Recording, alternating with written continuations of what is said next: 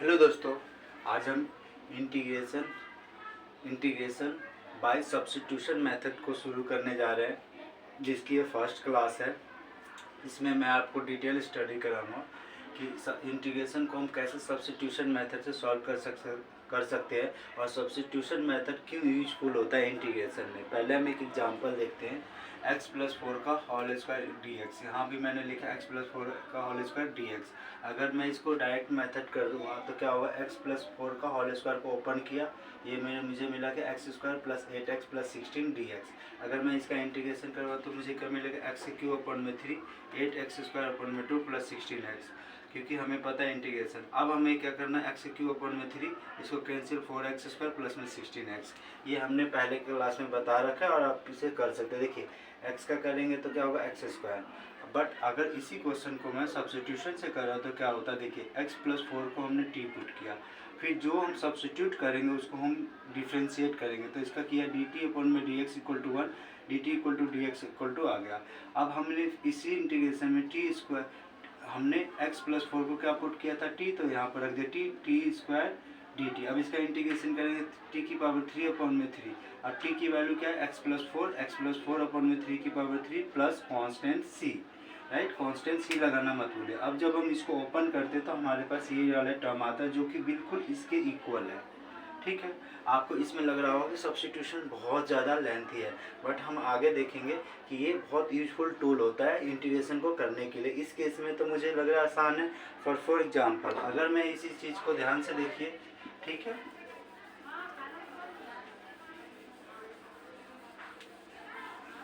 देखते जाइए आप। अगर इसी चीज़ को मैं यहाँ पे 10 लिख दूँ और यहाँ पर भी 10 लिख दूँ और मैं इसको इंटीग्रेशन करूँ बाय फंडामेंटल फार्मूला, तो x+4 की पावर 8 है। इसका फार्मूला लिखना थोड़ा डिफ़िकल्ट होगा और शायद हम में से किसी को लर्न भी ना हो, तो इसके लिए हमें substitution method very very useful होता है। देखिए हम क्या करेंगे, अब सब्स्टिट्यूशन को पुट, इस पूरे बेस वैल्यू को पुट करना t = x+4, आप कुछ भी पुट कर सकते हैं।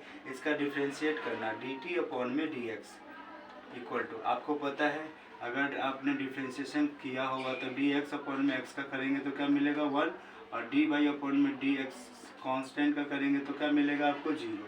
तो यहाँ पर dx/dx का करेंगे तो 1 और कांस्टेंट का करेंगे तो क्या मिलेगा 0।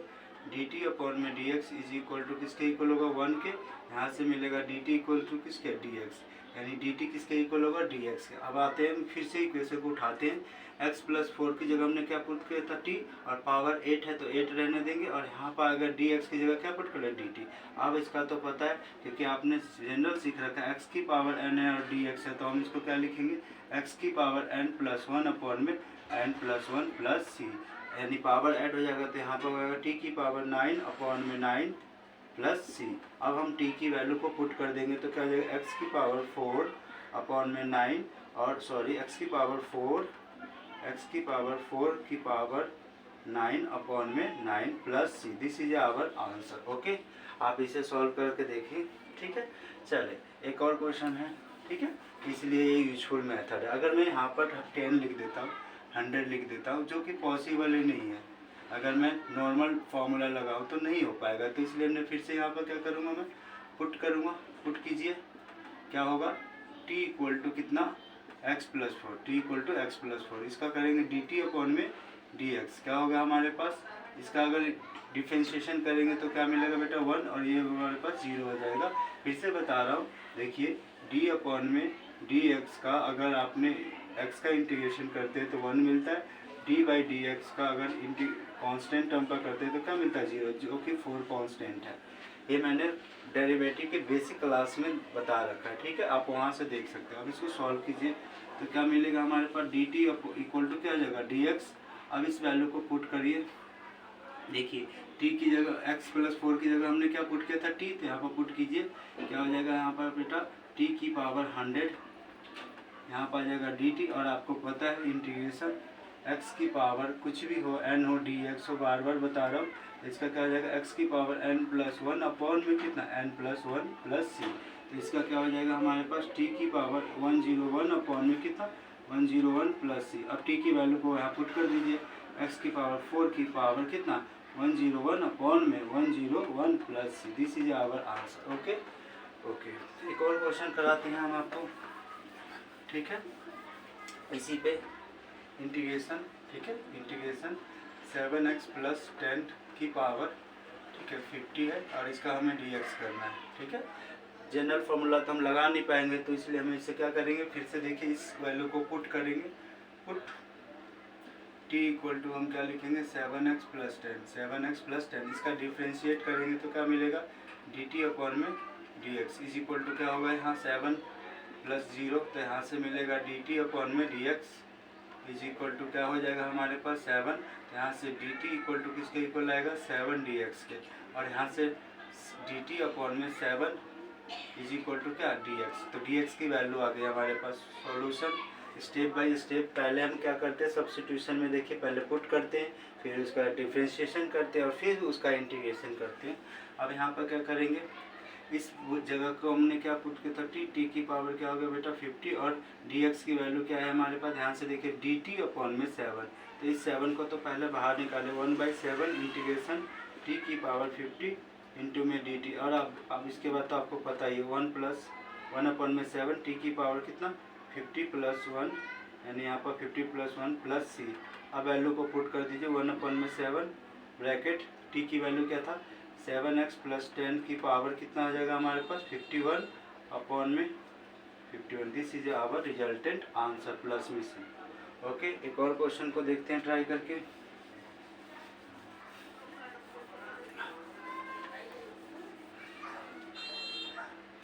इंटीग्रेशन, ठीक है, ax square plus bx right की पावर मान लीजिए 5 है और dx है, तो हमें इसका इंटीग्रेशन करना है, तो कैसे करेंगे, आप इस वैल्यू को क्या करते सॉरी पुट करते हैं, तो पुट t इक्वल टू किसके इक्वल होगा ax स्क्वायर प्लस bx, अब इसका डिफ्रेंशिएट करिए तो क्या होगा dt अपॉन में dx इज इक्वल टू क्या होगा बेटा यहाँ पर 2ax, यहाँ तक 2 कोफिशिएंट 2ax प्लस यहाँ से आ जाएगा b राइट। अब इसको हम dt निकाल लेते तो dt अपॉन में यहाँ जाएगा 2ax plus b equal to कितना हो जाएगा dx, क्योंकि इसको इधर ले और ये इधर, तो हमारे पास dx की वैल्यू आ गई। अब हमें क्या करना है पुट करना है, पुट की इसको किया, t की वैल्यू क्या था हमारे पास, t की वैल्यू हो गया 5, यहाँ पर आ गया dt और अपॉन में क्या आ गया हमारे पास dx की जगह पुट करना, अपॉन में आ गया हमारे पास ax plus b, ax plus b, okay, 2ax plus b, 2ax plus b, ठीक है, ये ध्यान रखना हमारे पास ये आ गया। अब ये वाली वैल्यू को सारे को बाहर निकाले तो 1 अपॉन में 2ax plus b bracket integration t की पावर 5 dt, अब इसका इंटीग्रेशन कर दीजिए और आपको पता है इसका इंटीग्रेशन क्या होगा, इसका इंटीग्रेशन होगा t की पावर 6 अपॉन में 6 प्लस सी। ओके, अभी t की वैल्यू को पुट कर दीजिए, आपका आंसर आ जाएगा 2ax plus b bracket t की वैल्यू क्या है ax square plus b x की पावर कितनी 6 अपॉन में 6 plus C, this is our resultant answer. Okay, आप इसे ध्यान से देखिए, बहुत सिंपल है। अभी और भी क्वेश्चन है जिसको मैं आपको कराने जा रहा हूँ, ठीक है।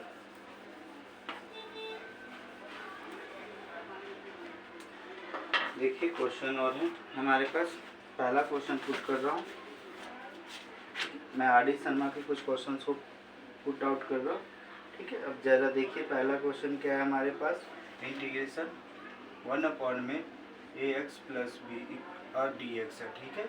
हमें इसको सॉल्व करना, देखिए इतना आसान नहीं है, बट इस वैल्यू को आप पुट कर लीजिए, तो put ax plus b equal to कितना t, अब इसका डिफ्रेंशिएट कीजिए, ठीक है, या ऐसे लिखिए बेटा, पहले t लिख लीजिए, t इक्वल टू कितना ax प्लस b, इसको क्या करेंगे dt अपॉन में dx इज इक्वल टू क्या आ जाएगा, यहाँ से a p कांस्टेंट है तो 0 हो जाएगा, डेट मीन्स a आ जाएगा, यहाँ से dt अपॉन में a इक्वल टू dx, ये dx की वैल्यू आ गई। अब हम इसे सॉल्व कर सकते हैं, इंटीग्रेशन 1 अपॉन में क्या हो गया हमारे पास t और यहाँ पर dt अपॉन में a को बाहर ले लीजिए, तो 1 अपॉन में a इंटीग्रेशन 1/t और ये dt, और आपको पता है वी नो डैट, हमें पता है, इसको एक बार रफ कर देता हूँ,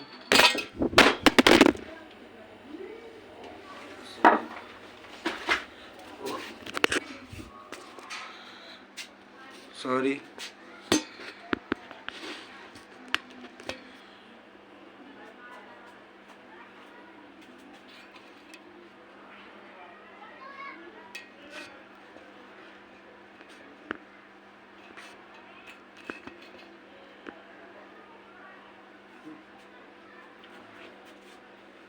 और आपको पता है यहाँ पे, ठीक है, इसको रफ करता हूँ मैं।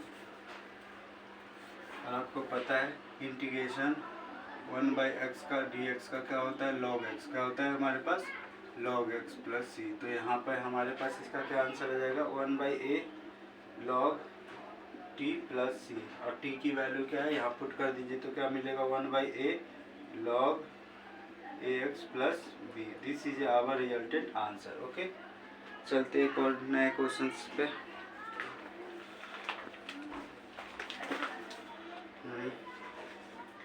हाँ, एक और क्वेश्चन है हमारे पास, देखिए इंटीग्रेशन,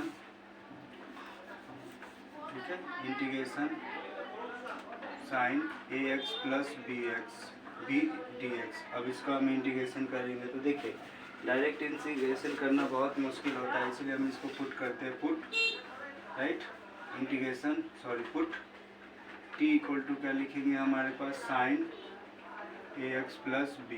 अब सॉल्व कर लेते हैं। यहाँ पे क्या होगा हमारे पास, dt अपॉन में dx is equal to sine का क्या होता है हमारे पास, cos ax प्लस b।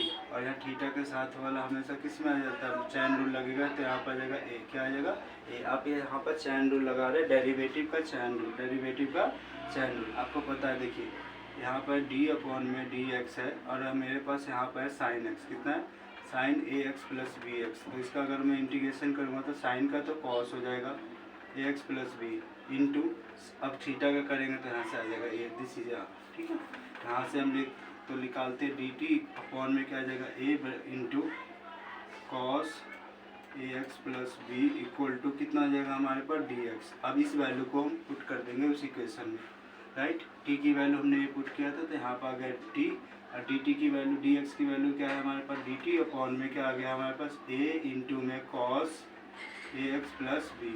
और ये सारी वैल्यू को बाहर निकाल लेते हैं तो हमारे पास क्या बचेगा, 1 अपॉन में a cos, राइट, ax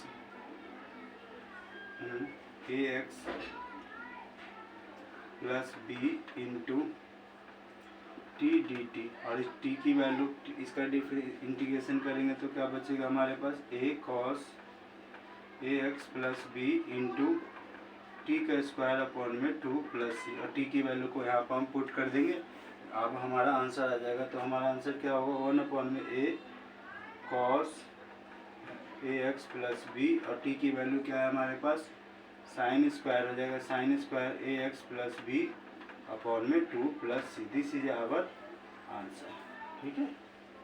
ये होता है हमारे integration of by substitution. This is integration by substitution. ये कुछ इंटीग्रेशन बाय सब्स्टिट्यूशन के कुछ क्वेश्चंस है जो कि मैंने कराए हैं, ठीक है। नेक्स्ट क्लास में मैं इसकी 4-5 क्लासेस में रखूँगा, शॉर्ट नहीं, 20 मिनट 25 मिनट के क्वेश्चंस रखेंगे और उसमें क्वेश्चंस को करेंगे, डिटेल में करेंगे, ताकि कोई भी क्वेश्चन हमारे एग्जाम में आए तो हम उसे सॉल्व कर सकें और हम ये देख सकें कि इंटीग्रेशन बाय सब्स्टिट्यूशन के क्या एडवांटेज है और क्या डिसएडवांटेज है। कुछ एडवांटेज तो मैंने आपको शुरुआत में ही बताया, ठीक है। ये एडवांटेज और डिसएडवांटेज है कुछ, ठीक है। आप कुछ क्वेश्चन है जो आप ट्राई कर सकते हैं, जो कि मैं यहाँ पर पुट कर रहा हूँ, ठीक है। आप यहाँ पे इसको कर लीजिए, इंटीग्रेशन x प्लस 7 की पावर, ठीक है, 150 dx, राइट। सेम क्वेश्चन है, इसी क्वेश्चन को आप ये लिख सकते हैं, साइन है bx प्लस सी dx इंटीग्रेशन, ठीक है। आप यहाँ पे एक और क्वेश्चन लिख लीजिए, अभी हमने कराया था, हाँ, 1 अपॉन में ax प्लस बी और dx, राइट। यहाँ पर सॉरी, यहाँ पर रख लीजिए px प्लस q। आप इसका इंटीग्रेशन कर सकते हैं by substitution method, by substitution method. I hope आपको ये वीडियो समझ में आया होगा और समझ में आया होगा और मैंने अपनी तरफ से इसे समझाने की कोशिश किया है। नेक्स्ट पार्ट में जो इंटीग्रेशन बाय सब्स्टिट्यूशन का सेकंड पार्ट होगा, उसमें मैं इसमें और क्वेश्चन को पुट आउट करेंगे और उनको सॉल्व करने की कोशिश करेंगे। Thank you so very much. आप बने रहिए मेरे साथ। आपको इंटीग्रेशन का हम बेसिक से एडवांस लेवल तक के सारे क्वेश्चंस को सिखा देंगे और फिर बता देंगे कि कहाँ पर कौन सा ट्रिक लगते हैं। ट्रिक वगैरह एंड में यूज किया जाता है। शुरुआत में हमें पहले बेसिक को कमांड करना होता है। आपने बेसिक पर कमांड कर लिया तो समझ लीजिए इंटीग्रेशन अगर आपको आ गया अच्छे से तो आप अपने आप ट्रिक बनाने लग जाएंगे कि इसका आंसर क्या होगा। ठीक है, पर ध्यान रखना इंटीग्रेशन बाई सब्स्टिट्यूशन में कुछ प्रोसेस है। पहले हमें पुट करना पड़ता है, फिर जो वैल्यू हम पुट करते हैं उसका डिफ्रेंशिएशन करते हैं, फिर उस वैल्यू को ओरिजिनल फॉर्म में डालते हैं। फिर से समझ लीजिए, पहले हम उसको सब्स्टिट्यूट करने की वैल्यू को पुट करते हैं, फिर जो हम वैल्यू को पुट करते हैं उसका हम क्या करते हैं, डिफ्रेंशिएशन। ठीक है, आई होप मैंने जो समझाया आपको समझ में आ रहा होगा। ठीक है, thank you so very much.